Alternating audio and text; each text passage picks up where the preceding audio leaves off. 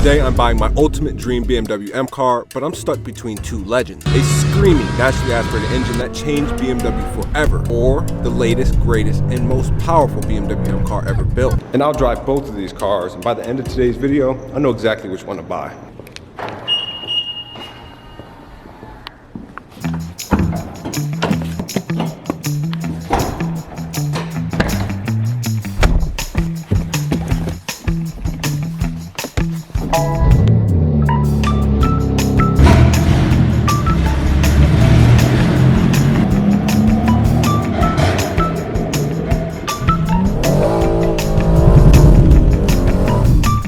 In the last video, BMW made an offer on my M4 that was insane and just too easy to turn down. This means if I do want to sell the car, I have to revert it completely back to stock or sell it as is, but as a private sale, which isn't the worst thing. It's actually a pretty good thing. That means I'd get all my money back.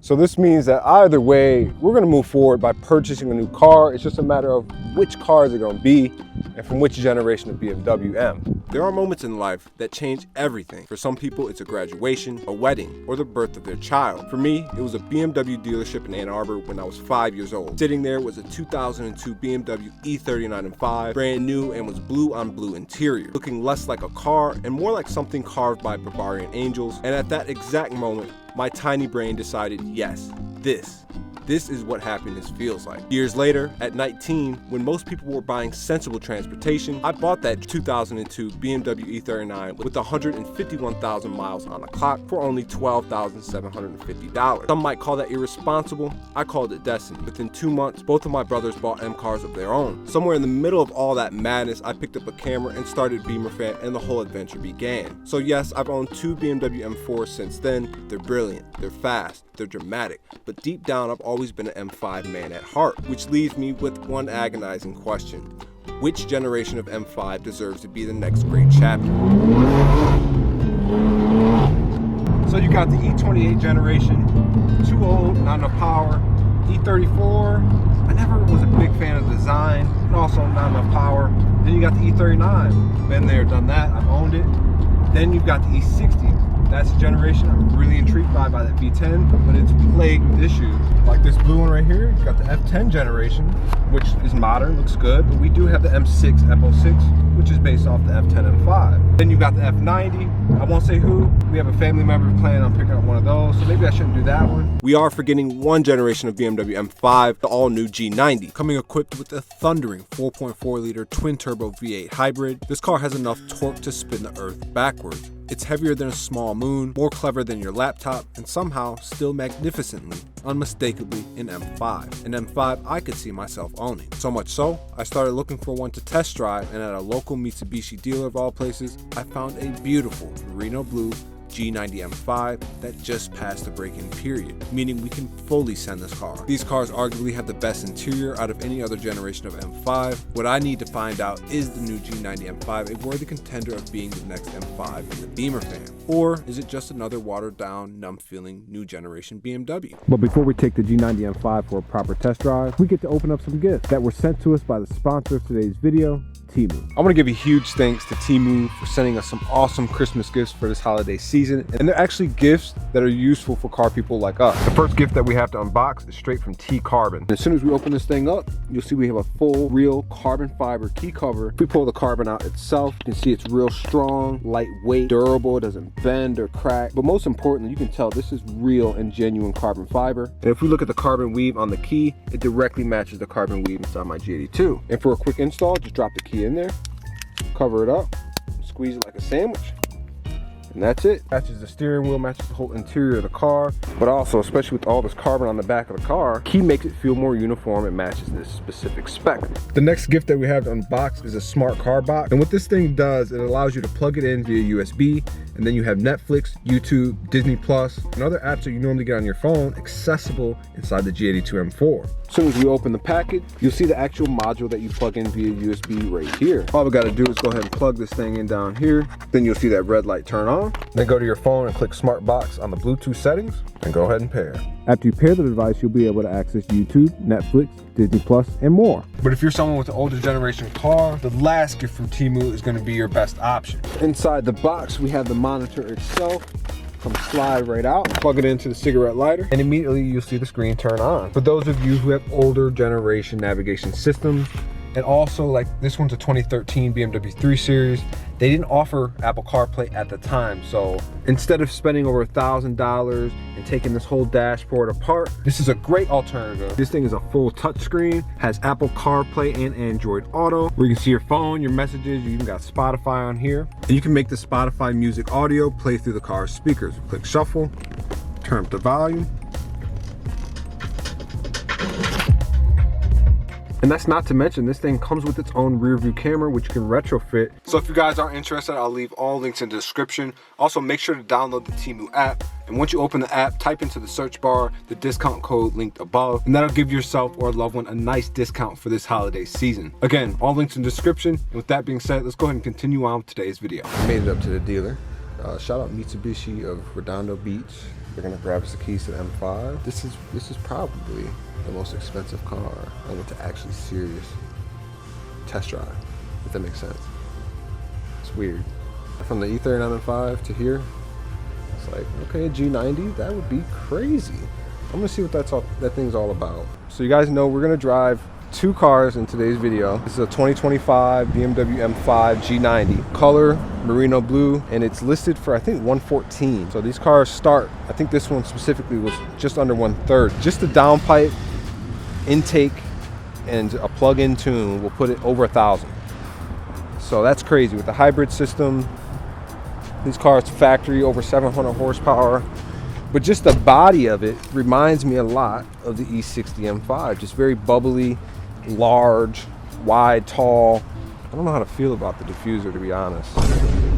And I also don't know how to feel about this reflector. Yeah, I was saying that. I don't know. Yeah, I like how they put the badge here. That's cool. There's a lot of M badges on this car. They removed the side fin, which I don't know how to feel about that. It's always iconic having that side badge, but I guess that's where you charge the hybrid battery. It's a decent looking car. I think the front I like better than the back. The front looks more like the E60. This little thing, I don't know how to feel about this. This reminds me of Mercedes a little bit.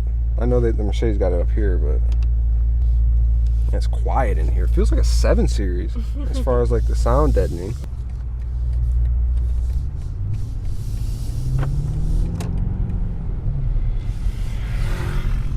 What is this? That's Goon Squad, Tennessee plates. Oh, that's a cheat code. It's almost like a Tesla. Yeah. Oh my gosh. It feels good. I'm just thinking like with the intake and the tune. That's just diabolical.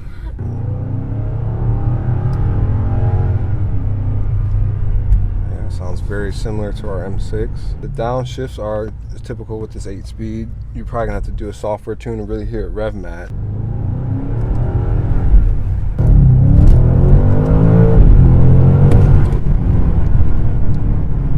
Wow. Very nice.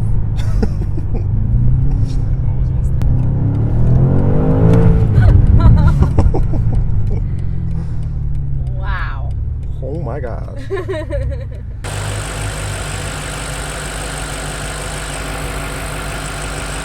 That's impressive. This power plant is impressive.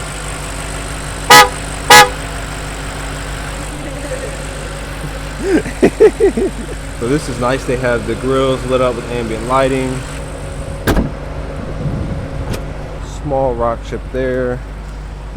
All the wheels are not curved. This is a great car to drive, you guys. They did the badges, so they got rid of the competitions. You can kind of open up the trunk. You can also see the key itself is right here. It is different than mine. Oh yeah, the seats are nice in the back. You got USBs back here too. Is it on? Yep, it's on. That is nice. So this car, man, I'm impressed by it. I like it a lot. I gotta sit down and think about what to do with this one.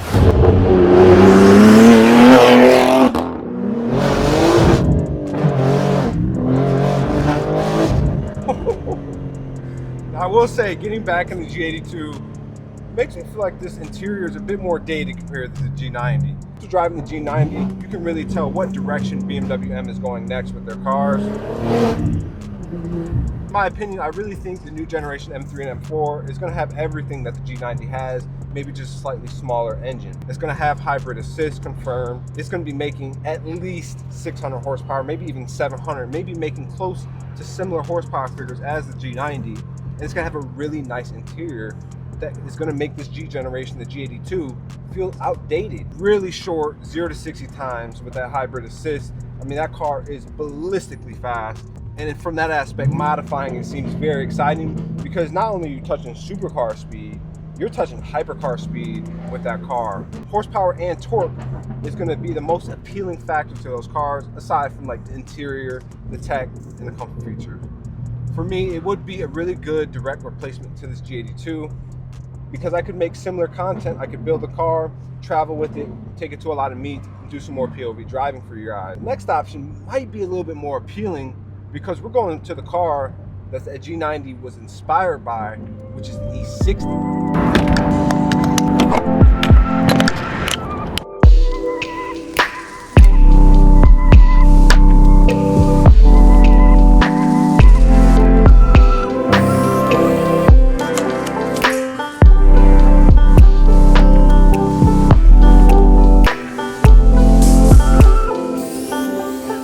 I will say the next car we're going to drive is the one I'm most excited for in today's video.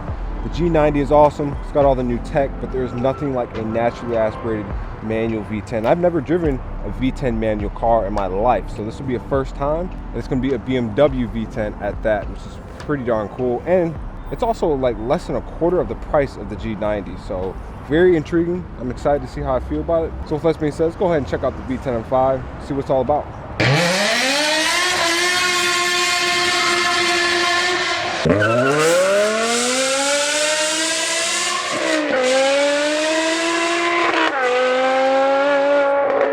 Oh yeah, this is the BMW E60 M5, a car from a different time when engineers were slightly mad, gas was cheap, and nobody worried about hybrids or efficiency charts. It looked like a sensible family sedan, yet under the hood was a howling V10 engine that sang to over 8,250 RPMs from factory and made every drive feel like an event. It was raw, emotional, flawed in the best ways, and a reminder of when cars still had soul. Most of them came with the plagued SMG automatic transmission, dramatic, complicated. Beemer Fam has already lived through that adventure. I'm more interested in finding a one of 1,300 in the world 6-speed manual V10. There's no pumps, no computer controlled clutches, just you, the engine, and a gearbox that actually works. Luckily, I was able to find a 6-speed manual V10 M5 for sale locally that was only 10 miles away, and here the car is. Coming in at 160,000 miles on the clock, this M5 does have some modifications. Aftermarket valved exhaust with red front mount intakes. The car has some typical wear for the mileage, a few dents, scratches, and imperfections, but man is she still beautiful. Let's take it for a drive.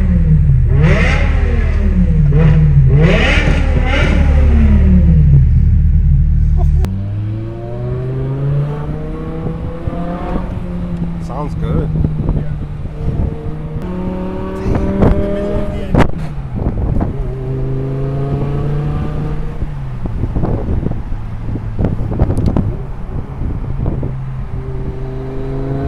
The other one is stick or Yep.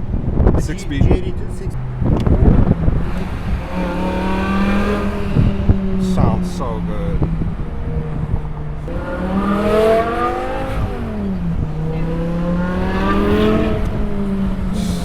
Oh, nice. You can feel the torque.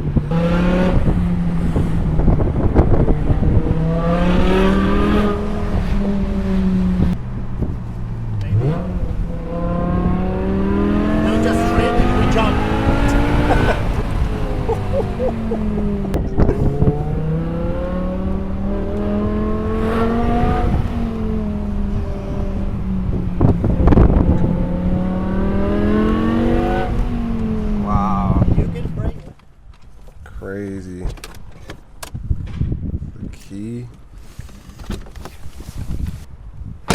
key is so small. What intrigues me about this car is it is the opposite of the G80.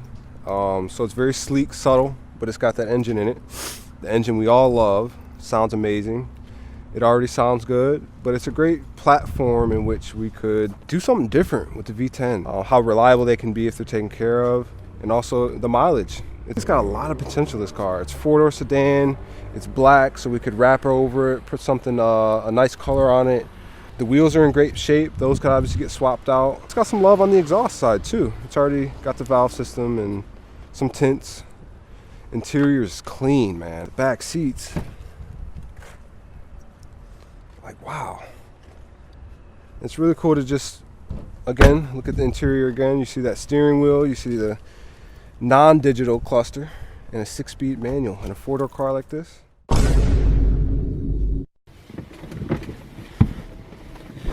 All right, so the G90 M5 was a great car to drive, but off rip, I kind of noticed it felt more like a 7 Series than it did any other generation of M5.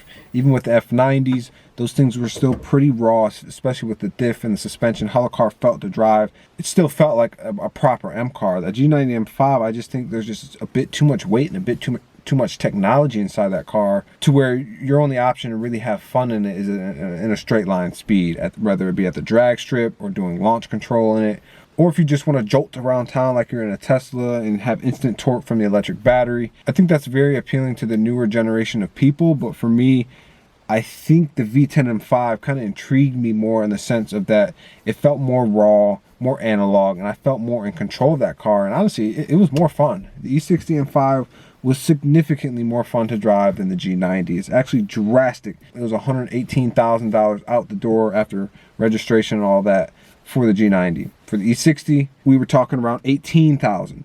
So there's $100,000 in between both the cars, and I just don't think the G90 M5 is worth that extra $100,000. I think after taking a few days and kind of thinking about things, I want to go with the V10 manual M5. It has to be a manual transmission. I just don't think I want that specific one that I drove. It had more issues than I thought. There were just multiple things about the car that would cost money, and even though it was at a killer price at just under 20 grand for a V10 manual, I wanted to test the market and see if I could find any other examples that might be a better purchase. Just a couple days after driving that car, I found another one that popped up in the same city that I bought the G82 in, Portland, Oregon. This thing was listed in the low 32,000s and got dropped by like 4 to 6 grand, and now it's being listed for $25,000. It does have new spark plugs, ignition coils, everything on the ignition side has been replaced recently. But also this car has sat for 5 years and has recently been bought and now is being sold. So why did the car sit? And right before the car sat, this car had all that maintenance done. So it's like somebody put a bunch of money into the car, was getting ready to drive it and drive it a lot, put about 700 miles on the car, and then the car sat. And then maybe it went to auction, got sold, and now it's up for sale now. Or something catastrophic could have happened in their lives to where that car basically sat in a garage. There's proof that this car has been garage kept this entire time. So that part of the story, I'm not sure. Maybe we could figure that out. Nevertheless, I'm still intrigued by this car because they just cut the price, $5,000 off. We're at 25 grand for a V10 manual with 110,000 miles on the car. It's super clean. I called the dealer, I got videos. So now knowing everything looks good on this car, we have indeed placed a deposit on this V10 manual M5. Okay, keep in mind, this is one of 3 for sale in the country. We're gonna pray nothing weird happens with this deal, and this can just be a smooth transition into a V10 manual car. That is my decision. That's where I'm coming from. Bring something new to the channel and start a new build for the new year. So if you guys enjoyed today's video, make sure you hit that like button, hit that subscribe button. Check us out on Instagram at Beemer Fam, and I'll see you guys in the next video. Thanks for watching.